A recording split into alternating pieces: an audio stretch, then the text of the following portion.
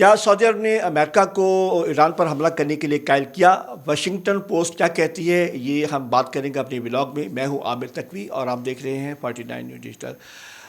Washington post کی جو حالیہ رپورٹ ہے اس نے مشرق وسطیٰ کی سیاست میں ایک بحث چھیڑ دی ہے کہ جس میں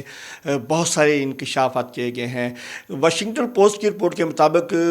امریکی صدر ڈونلڈ ٹرمپ نے ایران پر حملہ اس وقت کیا جب ان کی جو عسکری ذرائع اور جو ان کی جو سیکیورٹی کے ذرائع ہیں انہوں نے بتایا تھا کہ رپورٹ پیش کی تھی کہ ایران امریکہ کے لیے براہ راست خطرہ نہیں بن رہا۔ اس کے باوجود امریکہ کا ایران پر حملہ کرنا، یہ اس کے پیچھے کیا سفارتی معاملات تھے؟ اس رپورٹ کے مطابق بتایا گیا ہے کہ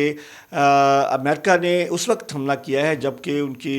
کے انٹیلیجنس ذرائع تھے انہوں نے بتایا بھی تھا کہ ایران جو ہے امریکہ کے لیے براہ راست ان کے لیے خطرہ نہیں ہے۔ تو اس رپورٹ میں اس بات کا انکشاف کیا ہے کہ اس مشرق وسطیٰ میں اس کے جو امریکہ کے جو دو بڑے اتحادی ہیں صدر ڈونلڈ ٹرمپ کے ذاتی رابطے میں تھے، اس میں سے ایک نام جو ہے وہ بنجمن نیتن یاہو کا جو اسرائیل کے وزیر اعظم ہے ان کا بتایا ہے، جو عرصہ دراز سے اس بات کے لیے زور لگا رہے تھے، دباؤ ڈال رہے تھے ایران پر کہ ایران کو جو کی بڑھتی ہوئی طاقت ہے اس کو کچلا جائے، اس پہ حملہ کر کے اس کو نیست و نابود کر دیا جائے۔ تو دوسرا جو ہے بتایا جا رہا ہے کہ جو سعودی عرب کے ولی عہد ہے محمد بن سلمان، ان کی جانب سے بھی ان کا نام بھی لیا گیا ہے کہ جو صدر ڈونلڈ ٹرمپ ہے ان کو اس بات کے لیے قائل کیا ہے کہ اس وقت جو ہے آپ کے پاس سنہری موقع ہے، آپ جو ہے اس پہ حملہ کریں اور اس کی جو طاقت کو ختم کریں۔ تو یہ دو نام جو ہیں یہ اس واشنگٹن پوسٹ میں لیے گئے ہیں، جن کے بارے میں کہا گیا ہے کہ ایران پر حملہ کرنے کے لیے ان دو بندوں نے ان کو قائل کیا، اس پر دباؤ ڈالا ہے کہ ایران پر حملہ کیا جائے، جس کے نتیجے میں جب کل ایران پر تہران کے شہر سے اسرائیل اور امریکہ نے اپنے حملوں کا آغاز کیا، جس کے نتیجے میں رہبر معظم سید علی خامنہئی اور اس کے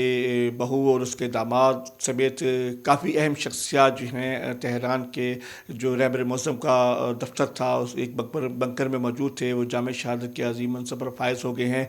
تو یہ سب اس واشنگٹن رپورٹ کے بعد جو ہے مشرق وسطیٰ میں جو ایک عجیب بحث چھڑ گئی ہے، عجیب سیاست کی بحث ہو گئی ہے کہ جو برادر اسلامی ملک جو امریکہ کے ساتھ دے کر ایران کے خلاف کیسے جا سکتا ہے، جبکہ ظاہری طور پر تو محمد بن سلمان کے یہ بیانات سامنے آتے رہے ہیں کہ اس معاملے کو جو سفارتی طور پر حل کیا جائے، حملہ نہ کیا جائے، لیکن اندرون خانہ اس بات کی تصدیق ہوئی ہے، جس کی تصدیق جو ہے واشنگٹن پوسٹ نے کی ہے کہ اسرائیل اور سعودی عرب کے ولی عہد محمد بن سلمان نے صدر ڈونلڈ ٹرمپ کے ذاتی رابطے میں تھے اور اس بات کے لیے قائل کر رہے تھے کہ ایران پر حملہ کر کے اس کی طاقت کو ختم کیا جائے۔ امریکہ کے اس حملے کے بعد اس وقت جو ہے مشرق وسطیٰ کی جو حالات جو ہے بڑے کشیدہ ہو گئے اور یہاں پہ تیسری جنگ عظیم کا خطرہ پیدا ہو گیا، کیونکہ ایران پر حملے کے بعد جو ہے جو اس نے جوابی کارروائی کرتے ہوئے مشرق وسطیٰ میں جتنے بھی امریکہ کے ایئر بیسز ہیں وہ اس میں سے بیشتر جو ہے وہ اسلامی ممالک میں ہیں، ان کو انہوں نے نشانہ بنایا ہے، جس میں سعودی عرب، کویت، بحرین، قطر، شام، بہت سارے جو ممالک ہیں جہاں پر انہوں نے کرائے کے اڈے لے رکھ کر اس پہ جو ہے وہ خطے میں بدماشی کرتا ہے ڈونلڈ ٹرمپ امریکہ، تو اس کو انہوں نے نشانہ بنایا اور بتایا جا رہا ہے کہ پے در پے ان پہ وار کیے جا رہے ہیں اور اس کے جو ان کے حفاظتی جو ان کے جو آلات ہیں جو اس کو انٹرسیپٹ کرنے کے لیے جو ان کے آلات ہیں وہ ان کو ناکام ہو رہے ہیں اور وہ جو امریکہ کے جو اڈے ہیں ان کو نشانہ بنایا جا رہا ہے۔ ایران کے میزائل جو ہے اپنے اہداف کو نشانہ بنا رہے ہیں اور بتایا جا رہا ہے کہ ان کی تمام ایئر بیسز کو بری طرح متاثر کیا اور ان کو اس قابل بھی نہیں رہنے دیا کہ وہاں سے ایران پر دوبارہ حملہ کیا جا سکے۔ تو اب دیکھنا یہ ہے کہ اس دباؤ میں آ کے امریکہ نے مشرق وسطیٰ کو جو ہے وہ